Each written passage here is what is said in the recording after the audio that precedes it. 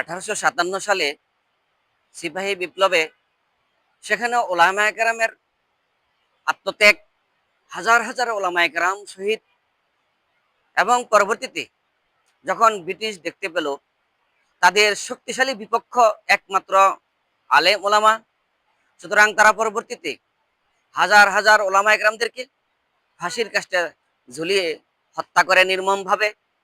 ওনারা শহীদ হন।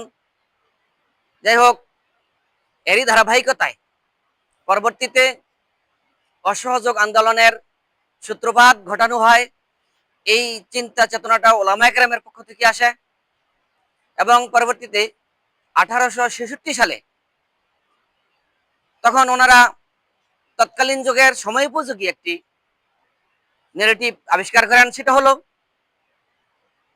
সরকারি কাম সে দূর রহনা জরুর হয়, যা অসহযোগ আন্দোলনের প্রধান ভিত্তি, এবং ইংরেজি শিখনা হারাম হয়, সিয়াসত মে হালাকাত হয়, এই ধরনের মতবাদ তখন আবিষ্কৃত হয়েছিল। এটা ওই সময়ের জন্য যোগ্যোপযোগী ছিল এবং এরই ধারাবাহিকতায় 1866 সালে তখন তাদের সাথে সামরিক অভিযান পরিত্যাগ করে তারা একটি আলেম ওলামাদের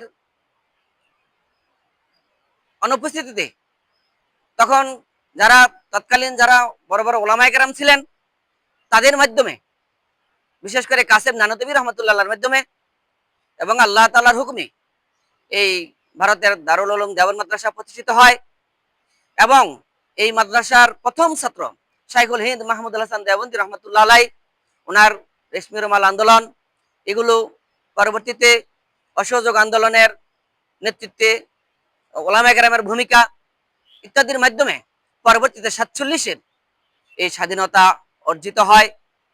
আজকের 47 পরবর্তী ওলামায়ে কেরামদের এই অবদানের কথা আমরা অনেকেই কেউ ভুলে যেতে পারবো না, কিন্তু মুসলিমদের অবদান, বিশেষ করে এখানে মুসলমানদের এই ইতিহাসে, আমাদের এই ইতিহাসগুলো পরবর্তী প্রজন্ম সকলে যেন সঠিকভাবে জানতে পারে সে ব্যবস্থা নিতে হবে।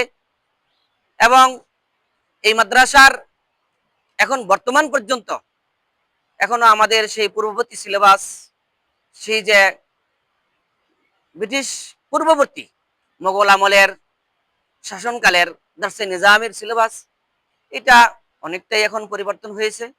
নিচের জামাতগুলোতে, ক্লাসগুলোতে বাংলা, অঙ্ক, ইংরেজি ঢোকানো হয়েছে। প্রয়োজন অনুযায়ী ভবিষ্যতেও সময় উপযোগী সংস্কারের মাধ্যমে আমাদের এই কওমি ধারার শিক্ষার ব্যবস্থাকে এগিয়ে নেওয়া হবে।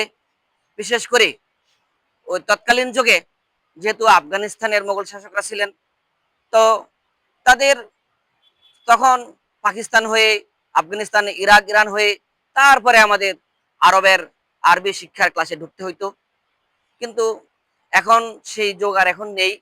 সুতরাং এই সিস্টেম থাকাতে অনেক সময় দেখা গেছে মিজানে ওঠার আগেই অনেক ছাত্র ঝরে যায়, শিক্ষা জীবন সমাপ্ত হয়ে যায়। মূলত তা নয়, একটি মক্তব পাশ করা ছেলে 9-10 বছরের ভিতরেই মক্তবের পর থেকেই সে ইচ্ছা করলে, ওস্তাদদের আন্তরিকতা থাকলে, মেধাবী ছেলে হলে তাদের মাধ্যমে মিজান পড়ানো এটা সম্ভব। এভাবে করি তাদেরকে আরবি বেসিক নলেজগুলো যত দ্রুত সম্ভব তার ভিতরে দেওয়া যায়, এটার খেয়াল আমি পেশ করলাম।